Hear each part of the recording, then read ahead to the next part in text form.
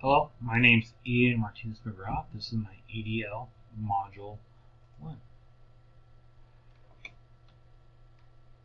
So a little bit about me. I'm a special education teacher at Paracom Learning Center. We're an alternative high school located here in Pueblo, Colorado. I've been here for 8 years now, so I'm starting my 9th year. I coach baseball and softball. I used to coach basketball. Gave that up when I was finishing my master's. My bachelor's degree was from Lipscomb University in Nashville, Tennessee.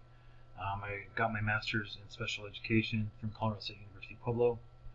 And I played baseball throughout college. I enjoy golfing, hunting, and fishing. And I am a Buckeyes, Broncos, Avs, and Yankees fan. So kind of a meme that I saw, pretty funny. Yeah, if you could just rewrite your entire campaign for the compliance officer, that'd be great. I feel like we're always at that in public education where you can never get funding, you can never get the adequate funding, where you have to do this or do that, revise this, revise that. I know that person just from coaching, trying to purchase things for a program. You have to go through all the hoops and barriers and everything to try to get stuff approved. So school level governance. Centralized and decentralized budgeting are the two most common school district budgeting methods.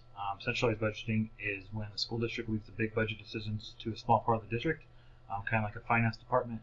Decentralized budgeting is when the decision-making process is spread out to multiple people within the district. So like your principal, if you have like a secondary education executive director or something like that, elementary education as well. Student and adult success and well-being. So 5 principles to help make the most of one of the monies from the American Rescue Plan. Way in school districts create plans for and how to spend federal funds. So districts can decide how to spend the money, not the federal government. Most districts face deadlines that are late August in order to spend their money. I know here, the state money we have is April is when they close all purchase ordering. You data to get smart on what students need.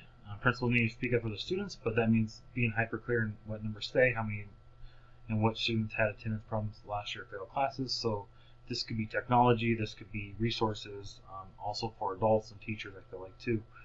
Engage the school's families and staff as to why they see strategies that will work this year. The Fed specifically calling districts to tap the community when developing ARP spending plans.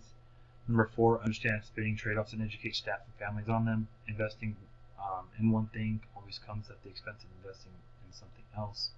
After weathering months of remote learning at home with their children in the pandemic, many parents have growing expectations for what schools will offer. I think the whole pandemic really opened our eyes as far as the leverage we have with technology too. We are kind of like I mentioned earlier, an alternative high school, but we are majority online, so we've actually had the benefit of leveraging technology, so we actually did not get impacted that much by the pandemic, although we do see our students, so that part, wasn't very fun, but we actually had the experience of online learning, so that didn't really change much for us. And then the last one, continue beyond the summer to help revise spending plans over time for greatest impact. So deciding ARP spending is a one and done job, there's communication around spending.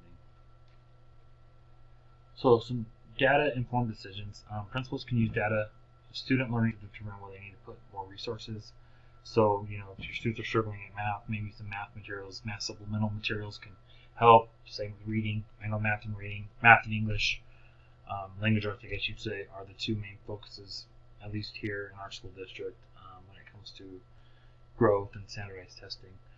Making data-driven decisions about where to put funding can help them make positive changes within their school. As a building leader, administrators must take time to create financial reports. Creating these reports takes a lot of time, but it can determine your allocations are doing and what is best for student growth. How you manage your finances is the crux of your students and your school's academic success. There are tools available for educational leaders to help them ensure that they are optimizing their money for their school. So I know we do have a finance department. We have Title I money here, so we have a lot of different funds that we actually receive as a school and school district. So equitable resources plans. According to Barrett of 2018, when school funding is equitable and adequate, it provides a condition for improving the equity and adequacy of outcomes for students and staff. Strategic school funding. Schools to provide equitable and transparent strategies for allocating resources to schools within districts to embed these strategies to systems that encourage innovation and strengthen accountability for student outcomes. District District must be willing to collaborate with community members, principals, and teachers to fund and ensure they are providing resources that fits the needs of the student population. So some finance laws, policies, and regulations is best interest for the schools and students. This leader has a clear understanding of his or her role in the management of finances and the implementation of financial policy. So your principals, assistant principals, so on. Important aspect is that reading, comprehending, and creating financial statements report. Keep in mind that local legislation or auditors may require other types of documentation as well. As we know, government's always changing, especially within education. So just got to be on top of those things. So some recurring things that I saw, definitely avoid the one-size-fits-all matter. I feel like it's very diverse when it comes to finance. Adequate funding does matter. Principals need to be taught how to best budget to ensure that they understand the importance of where they put their money and have more say in funding and spending. References, but my reflections. So something I learned is, one main thing that I learned is that many school districts do not allow building principals, autocorrect, sorry, that's not how I spell principals, to allocate their own building funds. I know that our district is crazy to get money or even get things approved when we're trying to purchase. I also hope that more districts will adopt the decentralized budgeting system. And I really didn't understand the centralized budgeting. I knew what they, what it could have been, but didn't know the exact names. So that was something I learned. How will this assignment influence the decision I make as a future school leader? I'll definitely be a voice when it comes to the budget. I feel like building principals know best as to what funds are needed and where to spend them. I feel like not many building leaders stand up and be a voice for their schools, so I like to be part of budget meetings that may impact our schools. I think nobody knows better than the building principal or assistant principals or even teachers as to where funding needs to happen. What concerns do I have about being in charge of my school's budget as a future school leader? The only concern I have is that, if I become a new building leader, that I will not be respected as much by the upper admin or the budgeting finance department.